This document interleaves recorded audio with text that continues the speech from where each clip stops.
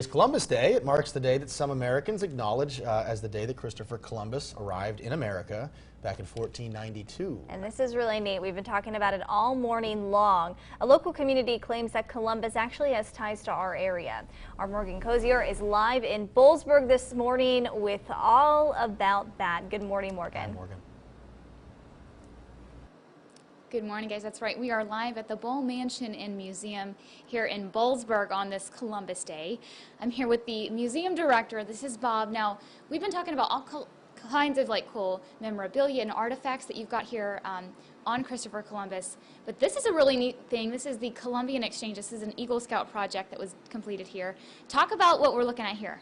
Yes, most definitely. So a young Boy Scout here, Brian Stengel, did his this project as part of his Eagle, which he will be getting in about 2 weeks. So he did an outstanding job with this. But this is showing, again, we look at Christopher Columbus, very complicated individual, negative, positive. One of the things we have to realize, the 1500s, early 1500s, these are a barbaric time compared by today's standards. But one of the things I think that people fail to understand is Columbus's impact on the world's cuisines.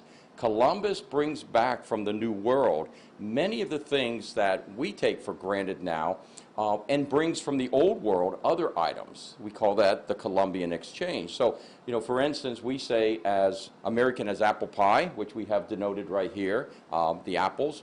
Actually, we should say as American as pumpkin pie. That is from the New World. The apple is from Central Asia. And so a lot of these things, products, we don't really stop to think. Tomatoes are a prime example. Everyone loves Italian food. And so we think of tomatoes and as a prime ingredient for tomato sauce in Italian cuisine.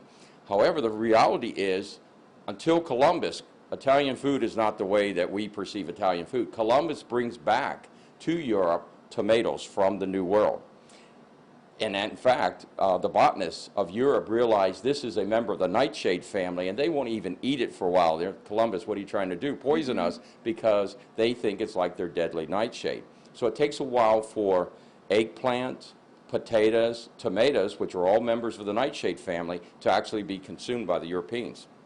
But once they are, it transforms their way of life. In the same way with peppers. Peppers are from the New World, and you think of Southeast Asian cuisine, it's an integral part of it, but it's brought by Columbus to the Iberian Peninsula, which is picked up by the Portuguese, who take it to their colonies, not realizing that the high vitamin C content of peppers is what keeps them from getting the scurvy on board their long ocean-going voyages. This is truly, fascinating. Now, you've taken this over, and you're kind of making it your own and trying to revitalize a lot of the things that we're seeing here. How does that feel? I know you said you're a history buff, so you've researched a lot of this, and you know the ins and outs.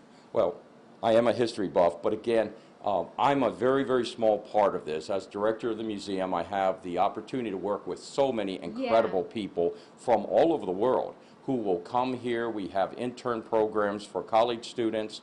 We have locals who are volunteering on all different aspects of it. They are truly the genius behind all of this to be able to take us to this new renaissance that the museum is experiencing.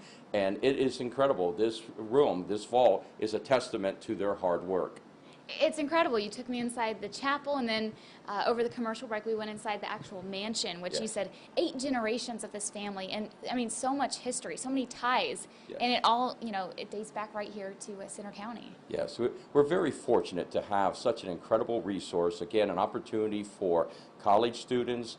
We have high schools in conjunction with their teachers come here, and they can work on different types of projects. This is an example here of what students can do. But the opportunity for them to get actual experience working with Renaissance art to fashions. We have a huge collection of 19th century Parisian fashions in Boalsburg, Pennsylvania. It's incredible the things that you guys have your hands on, and you can show and highlight to, the community. And you said even some of these things you're going to try to put on a database for the world to see. Yes, most definitely. And again, so many of these, we could be a fan museum. We have a huge collection of fans, which was texting for women in the Victorian time. We have a huge collection of carriages, stagecoaches. Some of the buggies were actually made here in Boalsburg when Boalsburg was a transportation hub. So many of our actual collections, we would be one of the largest collection of those items in the United States. So much to see. We've got to come back. Now, remind everyone, if they do want to come check out some of these things here, where are you guys located, and when would be a great time to do that? Yes, most definitely. Again, we're in the great metropolis of Boalsburg, our little village right here nestled next to State College. We're right located on Bolt Avenue, which is the southern extension of Atherton, and across from the Pennsylvania Military Museum, open every day except Monday, 1:30 to 5. And again, I'll open up anytime, so people just need to call ahead and make a reservation. Yeah, you've got to come check it out. And they've also got some really cool events coming up too, and throughout the year, which is a really cool thing. You got to check it out. A lot to see here. I will send things back to you guys in studio. Yeah, if you've never been up there, you'd be amazed the stuff you find in there. And Bob takes you all around, and he knows every little detail of that place. A nice tour guide to have. Great experience. Lots Thank of you, history. Morgan. Still to come this morning, Olympia.